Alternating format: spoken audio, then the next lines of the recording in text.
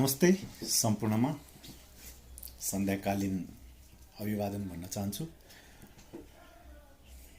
म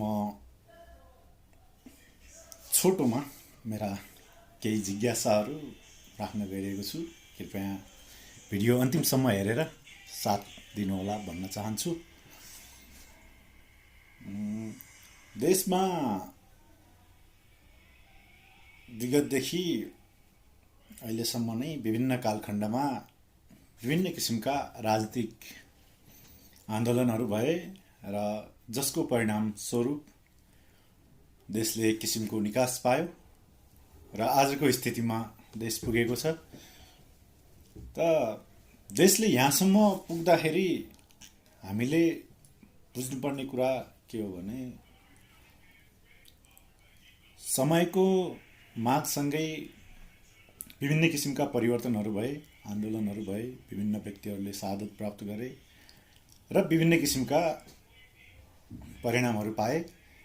पछिल्लो समय भदौ 23-24 को आन्दोलनपछि देशले एउटा नयाँ मोड लिएको छ।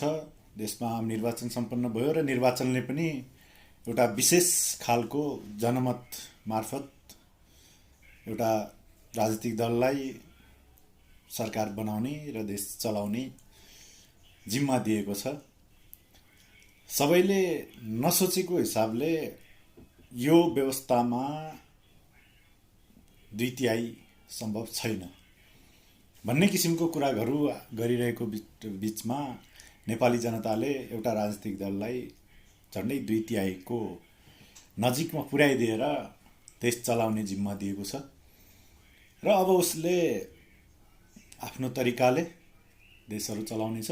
विगतमा यत्रो स्पष्ट बहुमत कुनै पनि एउटा राजनीतिक दलले पाएको थिएन र अहिले पाएको छ। विगतका सरकारहरूसँग, विगतका दिनमा सत्ता चलाएका दलहरूसँग आफ्नै किसिमका चुनौतीहरू थिए र उनीहरूले गर्नुपर्ने कामहरू उनीहरूको ठाउँबाट उनीहरूले गरे र देशमा संविधान बनाउन सफल भए, कानुनहरू बनाउन सफल भए र अबको सरकारले भनेको त्यो बनिसकेको कानुनलाई कसरी चलाउने, कहाँनिर मिस्टेक छ भन्ने कुराहरू संशोधनका विषयहरू होलान्, गर्नुपर्छ र यति हो।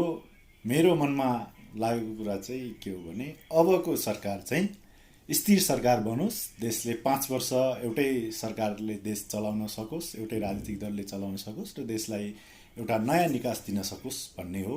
बाँकी कुरा अर्को